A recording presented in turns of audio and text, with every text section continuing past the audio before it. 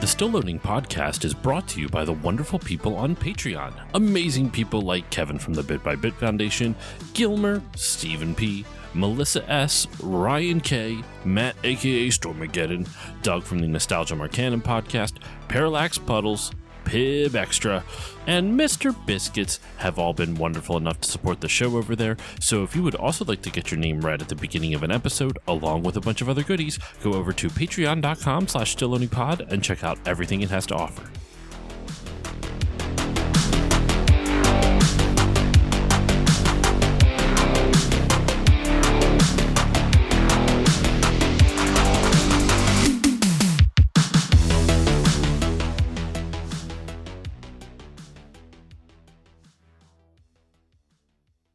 On this episode of Still Loading... Luigi, take the control!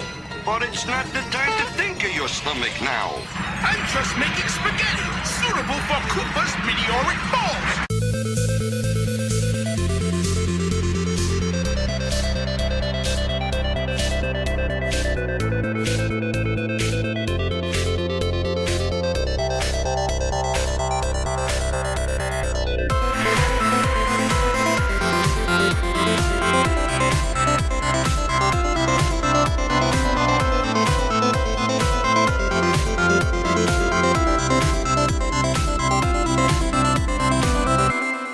Hello, everyone, and welcome to this new episode of the Still Loading podcast. I'm your host, Josh Koval, and today's episode, we are back with another look into the Super Mario Brothers Super Show. Hey, paisanos, we are here, paisanos, to talk about episode 10, which I always forget there's two names. The one on the YouTube channel is The Stars in Their Eyes, but if you look actually at the live action segment, it's called Alligator Dundee, and the animated segment is called Stars in Their Eyes. And joining me today, of course, my co-host with the mo-host, Dexter Morrill. Dex, how are you doing today? Well, I'm doing just fine, mate. You do a better Australian accent than I do. Probably even better than Paul Elder does. Crikey. Much better than what Mario does. That's for goddamn sure. Holy fuck. Yes, so we're here to talk about episode 10, but crikey, Dex, how are you? I didn't even let you finish. How are you doing? Oh, I'm doing great. Fantastic after an episode like this. This episode is something special, listeners. Let me tell you, buckle up your sit downs, because this this one has some of those wild moments I think I've seen in quite some time. Yeah, so we're jumping right into it, man. Alligator Dundee, the live action segment. You know, the episode begins with live action, ends with live action.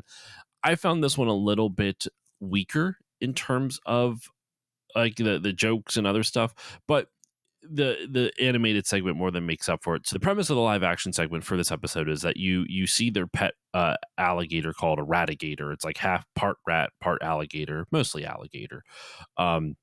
It's being hunted by Alligator Dundee. Alligator Dundee. I can't do an Australian accent. But we don't know that yet, though. Ratigator has popped out and is basically like whining about something. Yes, about being chased by a monster. Well, and they're Mario and Luigi are fixing a toilet, and Luigi says something about like this is the third time this week this same toilet has been in. Last time they found a plumbing snake in it, and what are they going to find this time? And they pull out like this white circle, and Mario goes, a Pladaris. I don't know what that is.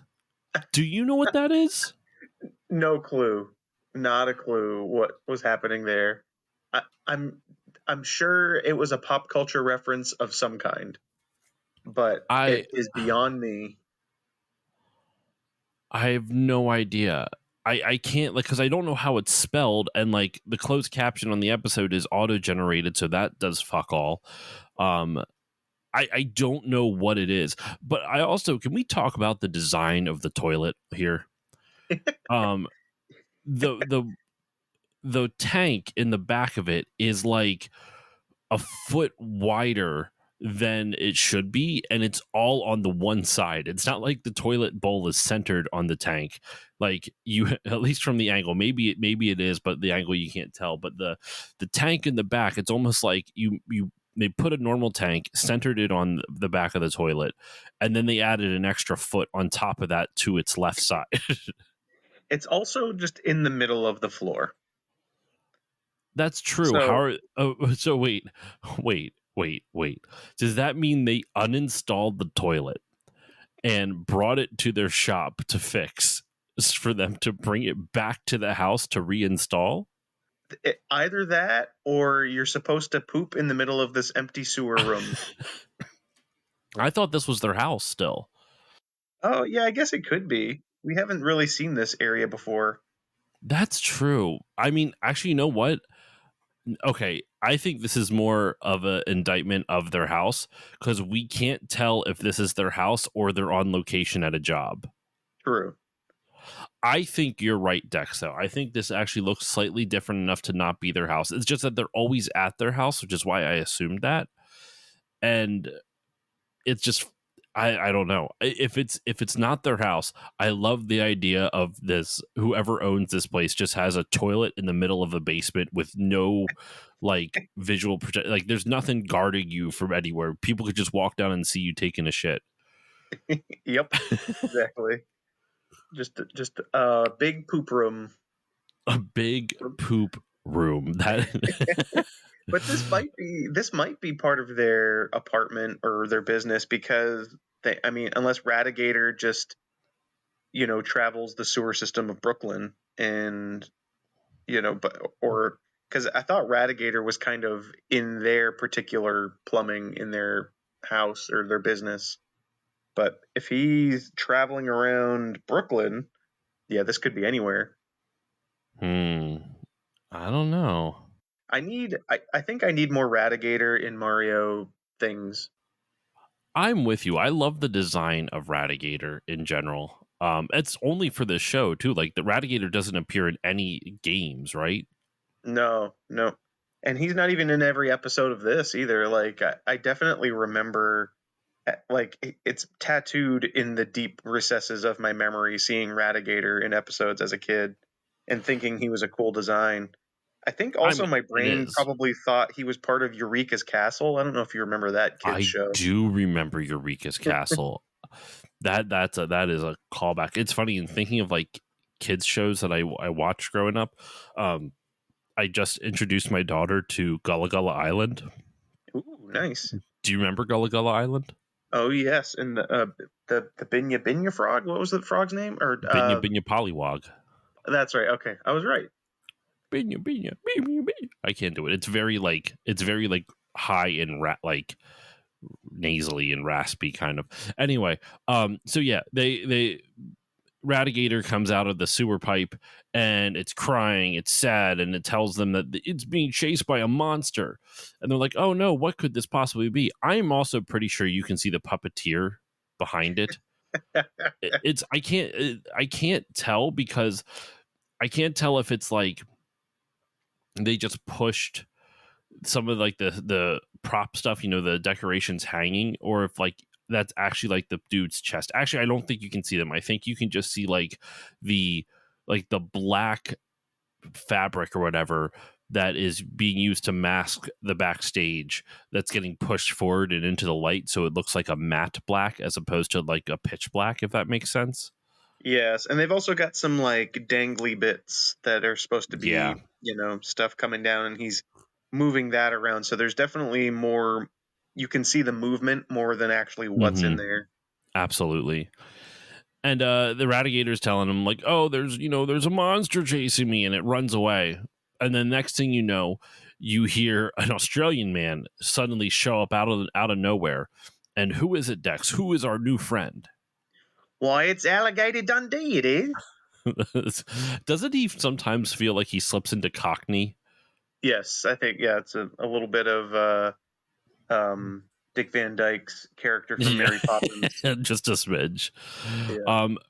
Alligator Dundee is played by Paul Elder, who does not have a crazy acting career according to IMDb. Prior to this, he was in a show called Favorite Son. That was actually... He was in 3 episodes of a TV miniseries called Favorite Son, which, wow, this TV miniseries looks wild. A vice presidential candidate survives an assassination, leading to uncovering of conspiracy by president's staff to ensure re-election through unscrupulous means. Like, it looks super violent, and it's rated pretty highly, like 7.2 out of 10 on IMDb, which is bizarrely high for a TV movie. I'm very curious about this. Actually, it's only 3 episodes too. So I'm gonna have to track this down because I'm color me intrigued. But anyway, so that was his first. He plays wine captain in that. Then he has a couple roles in here and there. He was a waiter and coach. He played he played Rupert Murdoch in a TV movie called The Late Shift. Rupert fucking Murdoch, and Kathy Bates is in it. Daniel Roebuck is playing Jay Leno. What is this movie? A dramatization of the rivalry between David Letterman and Jay Leno over which of them would succeed Johnny Carson as the host of The Tonight Show. That's the premise. The name of the movie makes sense now. Yeah, that makes a lot of sense. But that is so funny that he plays fucking Rupert racist Murdoch. He has one video game credit as well. He was Augie in the Lost Files of Sherlock Holmes. So you know what? Maybe I might have to get him on the podcast. I don't know. He did a video got a connection. And then he did 2 episodes of a show called Nightstand, an episode of Diagnosis Murder. And that was in 1999. And then his last credit wasn't until 7 years later in 2006, where he played a character named Noel in a short movie, in a short called Ed I Hide, which is rated very highly, actually.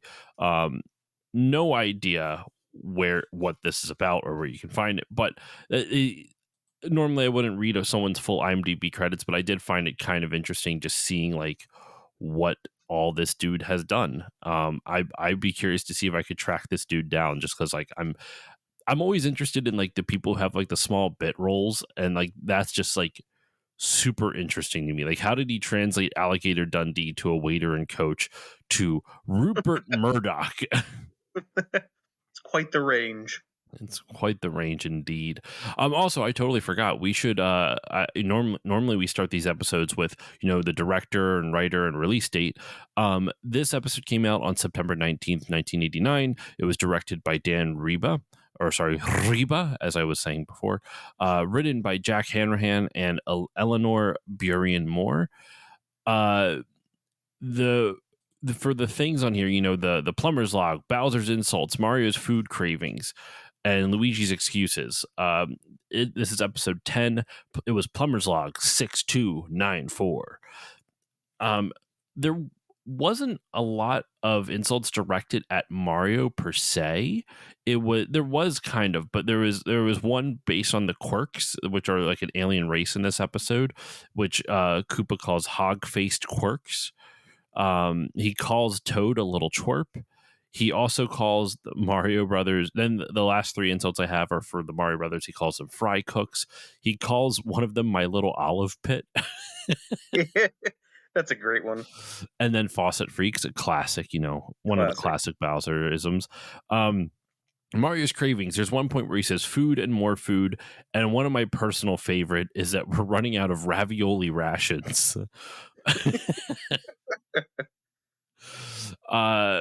I didn't really have anything for Luigi. Only the one I had was when Mario was prepping to attack Bowser in a spaceship, which I won't say the line Mario says just yet. But Luigi goes, "But it's not time to think of your stomach now." And that's all I really had. Did you have any Luigi lines that stuck out to you before we move on? No, I feel like Mario got a lot of the good lines this episode. That is an understatement. There is a lot of insane, absolutely fucking insane shit in this episode. But all right, so let's dive into the cartoon segment, Dex. Alligator Dundee, I guess, to wrap up the live action, the first half of the live action segment, Alligator Dundee is trying to get Mario and Luigi to help him catch a monster in the sewers. At this point, though, they don't realize it's Radigator. Right.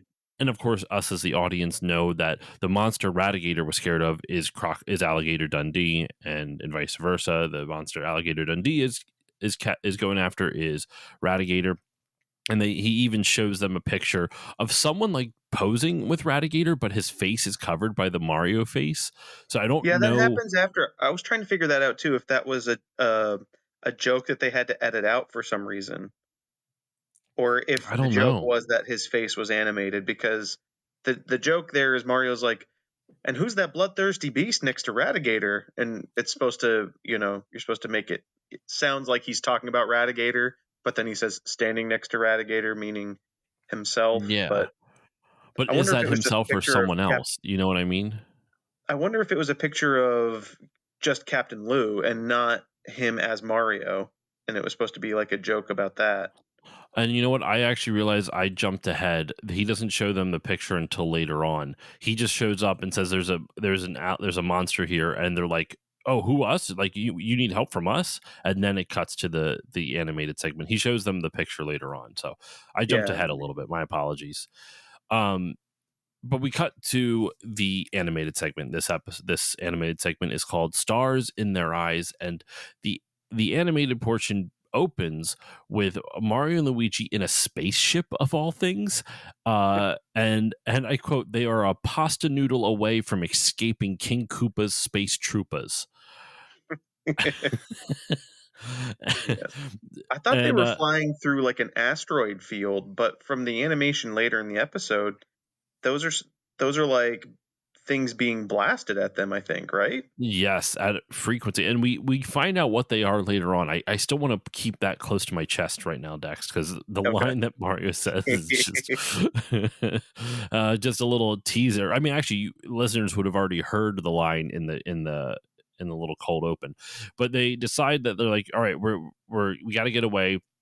They get shot. They try to get like a decoy out, so they jettison everything. They jettison their rations, the ravioli rations. They jettison the fuel. They jettison everything that's not tied down. And I love how like there's the same pair of pajamas that just floats out in like two different intervals. It's like literally the exact same pair of pajamas. I just found that kind of amusing. And it cuts to the planet they're landing on, which is, I think it's just called Quirk, right? That's the name of the Yeah, planet. the planet Quirk. Yeah. The planet Quirk, and you find out that there is Mauser is there and running a It's slave camp. Astro Mauser. Astro Mauser, you're right.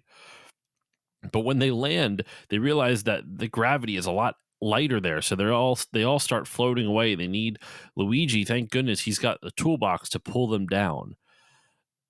Now, this was my first what the fuck moment of the episode, Dex. It's better be the goddamn thumbnail. I'm just saying. No pressure, no pressure. What do they do to keep themselves from floating away, Dexter? So Luigi passes out tools from the toolbox to weigh them down. So hold on to these tools to balance you. Balance, even though they're all standing straight on the ground. Before they just floated right away, but now they're able to stand on the ground even without the tools, and it's totally fine. But Right. he says it's to balance. I was going to ask you, there was a line delivery here by Mario that I was trying to figure out if that was the intent of the script writer. Luigi says something about the gravity not being very strong, like, "Oh, there's no gravity here." And Mario says, "Forget about gravity, grab me." And I'm wondering if it was supposed to be like, "Forget gravity, grab a me," like if it was trying to like rhyme the two words. I could see that. That is something that they would do in this show, where they would attempt to rhyme two words like that. Right. So they gravity does hold them down. They meet two quirks, or sorry, the wrenches hold them down. But I have to say, shout out to Toad carrying a goddamn weapon in his pants. He shoves it right in there. The way he shoves it into it's the I'm scrubbing through it like frame by frame. It's the fact that like he's putting a wrench in his pants, and the angle in which he's doing it, it looks like he's just got a giant fucking hog that he's just like it that goes from his crotch up to his nose. If I remember correctly, in the still frame, he's smiling as well. He is so happy about it. He's like, I got a big penis. What do you want from me? But no, it's just a wrench. But it literally, like, the shape of the wrench looks like a pair of dick and balls. Like, that's what's even funnier about it. It's like a wrench where, you know, it forks out at the top for you to, like, you know, do the wrench, you know, use it as a tool. But he has that part that forks out at the bottom, so it just looks like right when it's in his pants, so it looks like just a pair of two testicles just that he's just wedging down there. Well, I guess a pair of two. Yeah, that makes it. What, I'm being redundant. It's a pair of testicles just wedging down there. What I can't get over this screenshot. I turned it into a meme, and if anyone follows me on Blue Sky, I posted it, and it just has Toad doing this, putting the wrench in his pants, and it just says "Tighten these nuts." Which I have to give you credit for, Dex, because you inspired the D's nuts part of it. Yes, that freeze frame got me. I couldn't stop laughing when you sent me that screenshot from the episode. It's just so bonkers. I don't understand. It's wild. So two quirks come out of the river that after the Mario's ship crash landed, it actually saved them from what is it? It's Space Mauser or whatever. Astro Mauser. And out from underneath the spaceship comes a flat Astro Mauser, excuse me. And Mario, Luigi, Princess Toadstool, and Toad, as well as the two quirks that came out of the river, are running away. And Mauser, I love this like continuity bit though. Since Mauser is flat, all of the bombs he's throwing at them, all the bombs he's throwing at them, are also flat. Yeah, Mario made like a comment about like, I thought you were a landing pad. Yeah, all the bombs he's he's flat. And this whole chase scene, like, it's not like a normal cartoon where he eventually re-inflates. No, he continues chasing them as a flat Stanley with his flat bomb. Yes, but he does get them. He throws a bomb into like their like tub boat, whatever it is, and it starts leaking. And Mario goes, "Don't worry, I can fix it in 2 shakes of a calamari's tail." And dives into the bottom of the boat and somehow rigs like a shower head to be a propeller and just fucking launch like it propels them down this river. And the quirks tell them about where the rest of their people are captured, and they're being captured by Koopa. But what's the name they give Koopa again? I forget. Do you remember? Evil Moon Man Koopa. Evil Moon Man Koopa. One of my favorite things though is that they're going towards the factory where Evil Moon Man Koopa is, and the quirks are like, well, we got to get there soon, otherwise Mauser's going to alert Bowser. And Toadstool goes, well, I hope he hasn't alerted them yet. And then a rocket from off screen flies out of nowhere and goes straight into the building and explodes. And they're like, well, I get that's the alert right now. Explodes into the word alert. The smoke makes the word alert. I didn't even notice that. Oh my gosh, I'm so dumb. It literally just exploded. That's just it's just so funny to me that like their version of like, oh my god, you're right, it says alert, but it only appears for like half a second. That's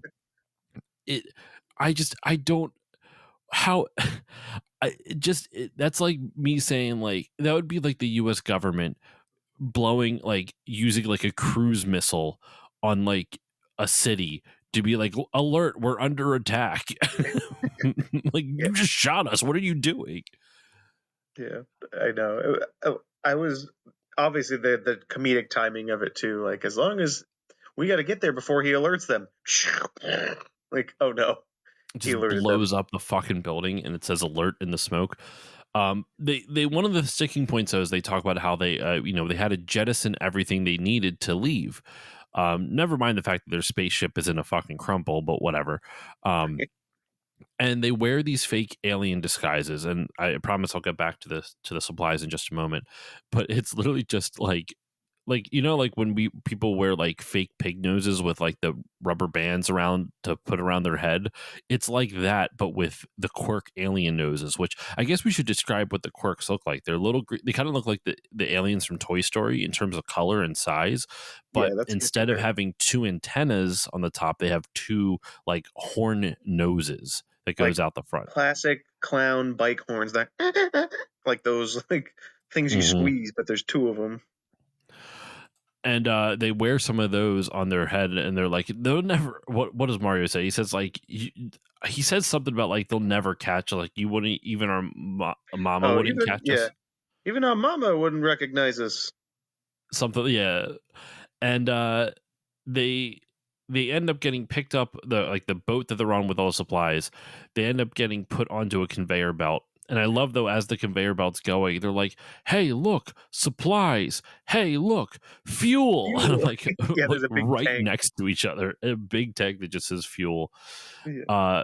They hide in then they see like some Koopa Troopas standing guard over a bridge, and they hide in the stuff. Even though when you look at it from the Koopa Troopas' position, they can still see all of them. Yeah. Even though Mario's a couple.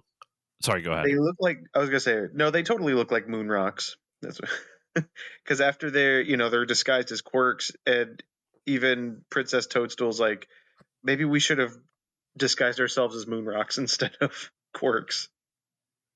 But even though they're in with pink rocks, which would not have worked anyway. Yeah, bright pink rocks. But the conveyor belt leads them to evil Moon Man Koopa, who we see is just Koopa with a space helmet on. And then immediately in the next shot, he has no helmet on. I don't know if you noticed that. Oh my God, you're right, Dex. He doesn't have a helmet on, and then all of a sudden he does again. I also love this is a minor observation, but I love in like every old cartoon when there's like a helmet like that, like a space helmet or maybe a diving helmet or something like that, like where it's a perfectly circular glass sphere, right? They always have like a little window that they draw on it just to show reflection, like it has, so that way otherwise it just looks strange, right? It's just that one little extra thing just to make it look somewhat 3D or somewhat spherical. And I just always find it amusing because it just looks like a window, like it's like your house, it's got 4 panes and everything like that, but all of them have it. And I just find it's like I don't know why, I just find that design amusing. I understand why it's there, but I find it amusing. Yeah, classic cartoon, like visual logic. So Koopa, Space Koopa Troopa, whatever the fuck, he Moon Man Koopa, that's a better than one I did. He turns on a magnet, and what do you know, the tools in their pants come back to bite them, where all the metal gets all the metal from it makes them magnetic, and they get captured, they get trapped by this magnet. So then they're now captured, and they're working doing slave labor basically, but they're whatever this machine is, it's just pumping out a chain link like chain, and Mario and Luigi are just hammering it for reasons I don't know, and then it kind of feeds into like, I guess like maybe like a grease bin, and then Toadstool and Toad are pulling it out of there. And while all this is happening, Mario's trying to convince the quirks like, hey, you can escape and fight back. Look, Koopa hasn't fully chained you. And it's true. They have like brackets on their ankles or whatever it is, but they're not closed. Like they could just fucking run away, and they don't. Yeah, and they have, it's kind of depressing. They have like a line of like, even though he doesn't have us physically in shackles, he still has us, like has our spirit essentially. Like we're still stuck here no matter what. And I was like, this is getting heavy. That reminds me of like the one episode of like Avatar: The Last Airbender where the Earthbenders were trapped on a boat and they lost their will to fight type of thing. But this is a lot more Like, you could just run. So Super Mario Brothers Super Show did it first before Avatar. You're right. You're right. So then they've determined that, they don't have any will to fight back. So Mario tries to give them an impassioned speech and goes, "Hog noses of the world, unite! You have nothing to lose but your chains." And then Koopa's like, "Nah," and basically takes them all and puts them like on a boat. And he's like, they all work for me now. They've lost their will to fight and to live and all this other shit. And he decides to leave at this point because he thinks he's won. He thinks he's won, Dexter. The quirks are enslaved. It's so fucked up. So is Mario and the princess and everybody. But how do they get out of this, Dex? So Mario notices, because he stands on a kind of like a soapbox, but it's this weird kind of semicircular, semi-spherical. It honestly looks like an Octorok from Zelda. Yeah, it's got like an Octorok, a very cartoony meteorite-looking thing, but the little crater protrusions are kind of like the honker noses of the quirks. And he hits it and notices a reaction from their shackles. And so he convinces Luigi to start hammering it with him, and it's almost like what are those drums called? Those little kettle drums. It kind of sounds like one of those. Not a timpani. No. No, that's. I know what you're talking about, though. I can't think of it, but it's killing me. They are able to escape, though. They take a boat, and Koopa's lasers are shooting after them. But when they get steel drum, thank you. But right when they get to the end of the line, that's when the quirks give them enough rations for them to hopefully escape. And the quirks basically sacrifice themselves in order for Mario, Toadstool, and Luigi and Toad to escape. And Koopa's chasing after them with a magnet, but the quirks save them by literally jumping in front of the magnet, so the chains get stuck to the magnet instead of Mario and his crew. Which, I don't know if you know how magnets work, Dex, but that's not how magnets work. It would still attract more. If it was powerful enough to pull them, them being in front of it is not going to stop it. I was thinking the same thing. Like, oh, it's already magnetized something else. You can get away now. Like, no, that's not how that works. I'm a one metal per magnet kind of gal, Dex. So they're flying in outer space. They are able to get fuel and everything, the rations they need to take off, and they're going into outer space. And they're going after Koopa, so that way they can defeat him and then hopefully rescue their new friends. And I love how they determine they're going to fight him. There's Koopa shooting like shots at him, and Mario goes, "I have an idea," and he goes out and he goes to get. There's a whole pot of pasta in the back, and that's when Luigi has that line I mentioned before. But it's not time to think about your stomach. Mario then goes, "I'm just making spaghetti suitable for Koopa's meteoric balls." Yeah.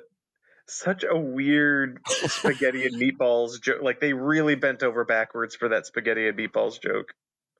I can't get over it, Dex. The Koopa's meteoric balls is just it's perfect. It's beautiful. I can't. I'm kissing those meteoric balls right now. They're so beautiful. It's just eat your heart out, Chef Boyardee. Oh my god, Chef Boy. Oh man, that made me think of another thing that I'll keep off. It's too much of a tangent, and we're running low on time, so I'll tell you off mic. But remind me, Chef Boyardee, after we're done recording. So Mario basically condenses his pasta fit for his Koopa's meteoric balls, and they start shooting at him. But it blows up all the meatballs, but it's still not enough, and Koopa's still after them. And they're about to get captured again for a second time, and he goes, not on my melted mozzarella, and they throw out everything, including the kitchen sink, to basically get away from Koopa. And the last thing they throw out is Mario's emergency pasta ration, and it goes right into Koopa's ship, because Koopa's ship is like a kind of like shaped like a bird. It's got a beak, and so it opens up, and it's about to pull like a James Bond villain trope and just overtake their vessel with his own vessel. But it poops out some pasta right into its mouth, human centipede style. The show is insane. Oh my god. And that's what, because they were able to do that, they're able to escape. And apparently that extra pasta ration was all it needed to destroy it made Koopa crash land. But they're about to he's about to crash, and they're like, well, we got to stop him from going after the Quirks now. The Quirks have since figured out how to escape now too, though, because they watched what Mario did. And Dexter, they now understand that sound and music can interfere with Koopa's electronics. So what do? This was amazing. They decide to use their honker noses to play a song. Honker, I barely know her. Sorry, go on. Hey, and they start honking the Zelda theme song. Yes. Wonderful crossover.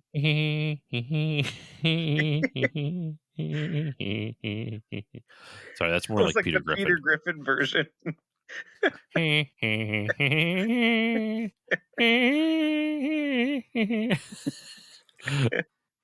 They harmonize and everything. It's wonderful. Oh, dude, it's an arrangement. It's an arranged version of an arranged kazoo version of the Zelda theme. It's crazy. Yeah. It was amazing. I loved it. I could not believe it, dude. I could not believe it. And because of that, it causes Koopa his ship to go all crazy. And Mario goes, it looks like those Quirks threw Koopa for a galactic loopa. And then he goes, bring us down to the nearest pasta, Luigi. And that's how the cartoon segment ends. Yep. Gotta refill that emergency pasta ration.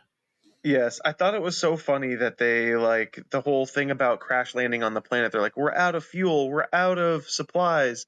And then as soon as they escape, they're like, we got to get rid of our fuel and supplies to get away from Koopa. You're not wrong. This plan does not seem very smart. No. But here we are.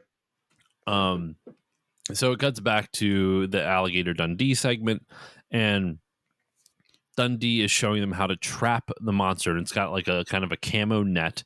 This is where you see the picture, and for some reason I wonder if hold on, I'm going to see, because it blurs in quickly, so I'm curious, can I try to frame by frame it? Yeah, no, you can't see, you can't tell who it is. They have it up right away, though.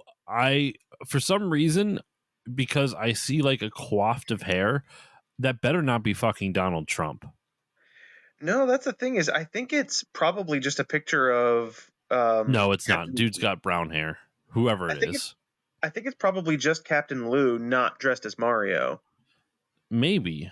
Is my guess. And for some reason or another, we're like, we can't do that. We have to make it Mario. And they just put a cartoon Mario face over it. I am curious. I want to see if I can look it up by any strain. Can I find what it is? Right.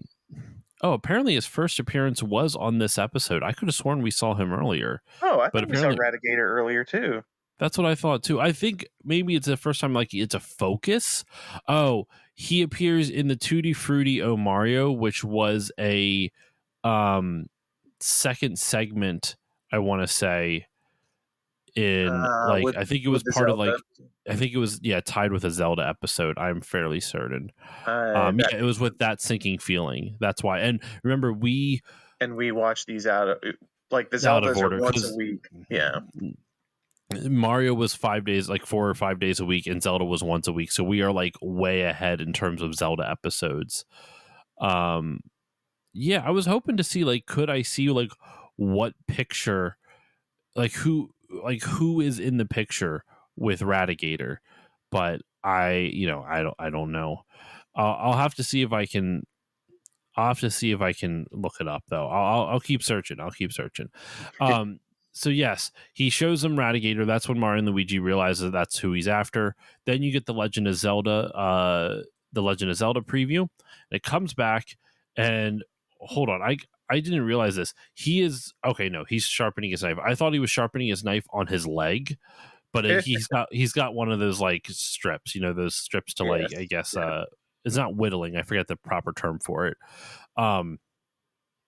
But yeah, so he's trying to teach them how to capture monsters in the Radigator, and then he says, if this thing really tries to, attack us, then if we fear for our lives, we'll just have to kill it. And they're like, what? So he crawls inside the pipe, and he's trying to lure it out with a tuna sandwich. Like you do. As you do. And then he comes running out, and they capture him. They capture Alligator Dundee, not Radigator. And he's like, what are you doing? I'm not the monster. Like, yes, you are. We found the real monster, and it's you. You're not going to capture our pet. And he goes, oh, guys, if I would have known he was your pet, I would have never tried to capture him in the first place. Yeah. Just classic miscommunication, just a guy who wants to capture a monster, and it's not a monster. Yep, and he wants to capture the monster and fall in love with an American girl. And that's when Mario's like, that sounds like the plot of a movie. Pretty fun for our callback, audience, yeah. Crocodile Dundee came out 3 years before this episode, so it was still fresh in the popular culture zeitgeist. So Alligator Dundee would have been a timely reference. It would have been, yes, because I think that movie came out in 88? 86, I looked it up. Oh, okay. The year I was born. Yeah, that makes it. Yeah, there we go. Okay. So they end up becoming friends, and that's literally how the episode ends. They're just like, oh, sounds like a good movie. And he goes, yeah, you're right. Maybe things won't be so bad. And then the episode ends. And that's he's like, I'm going to have to change my name. And you think he's going to say to Crocodile Dundee, and he's like, to Radigator Dundee. What? Yep. And then Radigator shows up and goes, no hard feelings. And I'm still fairly certain you can see whoever is like, there's something. I think whoever is controlling the Radigator puppet is in like a ghillie suit or something, because it's very clearly like a different color in the background. Yeah. It's very strange. You can definitely see the seams of something. You can see the production happening. Yeah. So that's how the episode ends. We've done it, Dex. We've gone through the entire episode here. Yeah, I don't any final thoughts on this one that you want to say before we wrap up? No, this one was wild. I love it.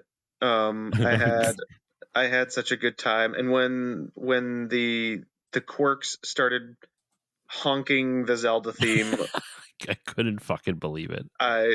I was like Shia LaBeouf at the end of that one like comedy sketch. I just stood up and applauded alone in my house. Like, yes, brilliant. It's so good. It's so good and so dumb, and I love all of it. I love all of it. Yeah, I love this episode too. Combination of Toad shoving that giant tool into his pants that looks like a dick. Mario, makes it look like he's got a giant tool. Yeah, it makes it look like he's got a giant tool. Mario, saying, we got to prepare this for Koopa's meteoric balls is just, there's so much wonderful, like goofy, silly stuff in this. I am very curious. We've talked about it a little bit before, like off mic, but like Spotify does like an automated chapter thing. Oh God. And I'm scared to know if what they're going to choose for this. So I'll be curious what the automated system will do for this. But yeah, this episode was fun. It was a good time. So Dexter, as per usual, let's wrap this one up. Thank you for coming on, my friend. Where can the good people find you online, and what would you like to promote? You can find me on any of those social media thingy-majiggers, Facebook, Twitter, Instagram. Just look up my name, Dexter Morrill, Dexter Morrill. I'm usually on there sharing my artwork or sharing my students' artwork. I am an art teacher as well. Or talking about video game history. I don't have anything really to plug at the moment, but I will say I feel like this was a pretty timely episode to talk about, because at the recording of this episode, to get a little peek behind the curtain, the Super Mario Galaxy movie trailer just came out. So I think it's fun that we just had like a space-themed episode of Mario to watch too. That's a good point. I forgot about that. I didn't even put those two together. You're right. So I guess I can plug our previous episode where we did talk about the first Mario movie when that came out.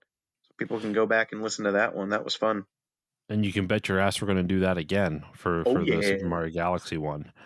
Yeah, man, it should be a good time. For myself, you can follow me on Blue Sky at stillloadingpodcast.com, on Instagram and Facebook at stillloadingpod. More active on Instagram than Facebook though. And then on Twitch at stillloadingpod, where I stream whenever the hell I'm able to, or feel like it. It's usually whenever I'm able to. But yeah, that's where you can find me on socials. If you like the show and you want to hear more of it, please consider subscribing and giving it a 5-star rating or review on whichever podcasting app you use. It helps more people find the show, and it makes me feel warm and fuzzy. And I like feeling warm and fuzzy. You can also support the show over on Patreon, patreon.com/stillloadingpod. For only $1 a month, you get all the episodes a little bit earlier with better audio quality, as well as access to patron voting rights, which by the time this episode comes out, there will be a couple polls going out in a couple of weeks, because the beginning of the year is my annual backlog month poll, where I have my patrons look through 16 different games I put up there and help me pick 4 of them to play for the podcast.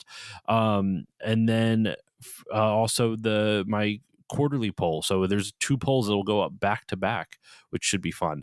So that's all at the $1 tier. For $3 a month, you get all the stuff I mentioned prior, plus patron shoutouts, which you heard at the beginning of this episode. For $4 a month, you get everything, all the previous years, plus access to 2 mini bonus episodes every month, which by the time this comes out, I will have over 100.